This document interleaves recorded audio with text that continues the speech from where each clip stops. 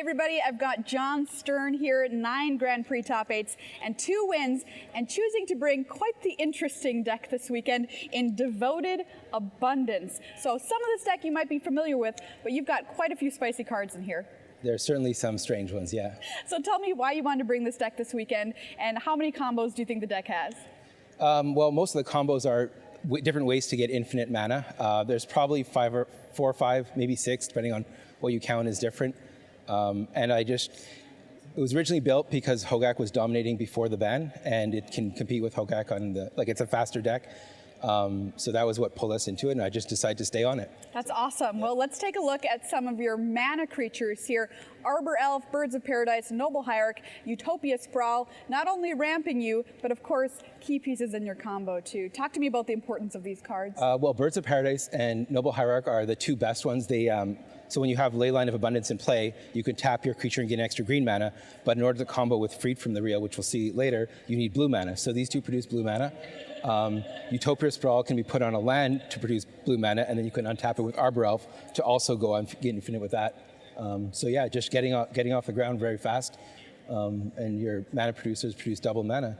All right, well, let's see the Leyline combo that you alluded to a little bit earlier here. Freed from the Real. I had to look this card up. I wasn't sure what it was. Leyline of Abundance here, new with M20, and Sylvan carried it. Yeah, so I think Leyline of Abundance is the key card in the deck. Even when you're not comboing, your mana creatures produce double mana. So you can just do a lot of, you can start using the Gavany Township ability, just pump your guys. And then once you have infinite mana, by putting Freed from the Real, say on a Birds of Paradise, you can tap it for green and blue, untap it for blue, and keep doing that over and over and getting a green mana every time. You can then use the Leyline, which is already in play, to pump all your guys. So it's very slow, but eventually your Birds of Paradise is infinite size and can attack for the win. Sylvan Caryatid was a concession to the fact that there are decks that just play a lot of removal spells, like Is It Phoenix, for example, has so many lightning bolts that sometimes, or blue-white, you just have to have a way to combo without being vulnerable to a removal spell in response to the Freed from the Real. So with Leyline, Caryatid produces blue, taps for an extra, so tap for blue and green, untap, do the same thing. It's a little bit slower than the Birds of Paradise, but it's more reliable. Well, let's take a look at one of the other combos in the deck. This one people will probably be more familiar with, Vizier Remedies and Devoted Druid. Yeah, so it's playing 4 copies of Devoted Druid, because with Leyline, Devoted Druid, you can tap it, untap it, tap it again. That's 4 mana right there. So even if you don't have the Vizier, you can still produce a lot of mana. You can cast some of the payoffs to good effect, even without infinite mana. And then you have ways to tutor up the one of Vizier of Remedies to just get infinite mana right off the bat. All right, well, let's look at some more fun toys, because we're not done yet here.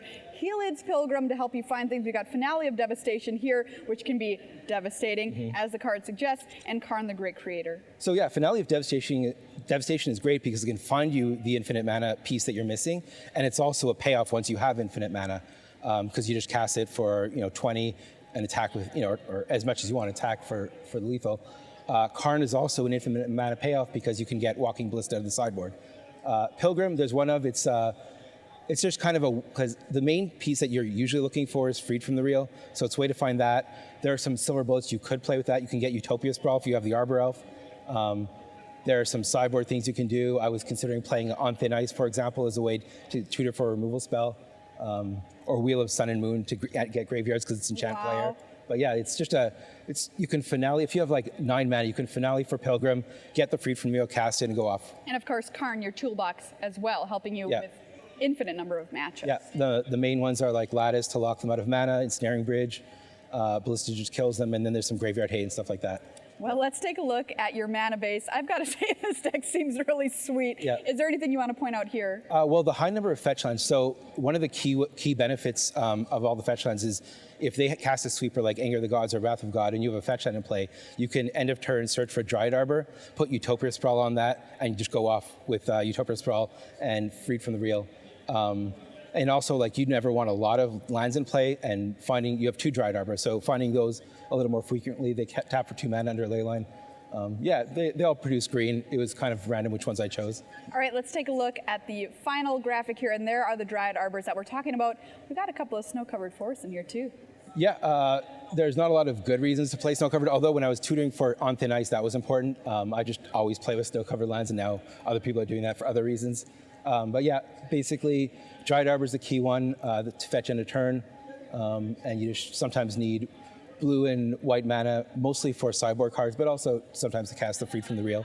So this deck, I said it before, it seems really sweet. A lot of people talk about combo decks as kind of being glass cannons, but this seems pretty resilient given the fact of how many different combos you can assemble. Yeah, most of the reason it's so resilient, most of the pieces are mana producers, and a lot of your payoffs also help you find things. Like even if you don't have the Leyline, you can still play a Karn and threaten to lock them out with Lattice or something like that, or play Bridge so they can't attack.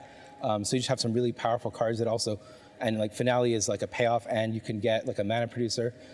Yeah, so it's just a resilient combo deck. To stop you, they mostly have to kill everything. So. All right, seems pretty good to me. Devoted Abundance, Jon Stern. There you go.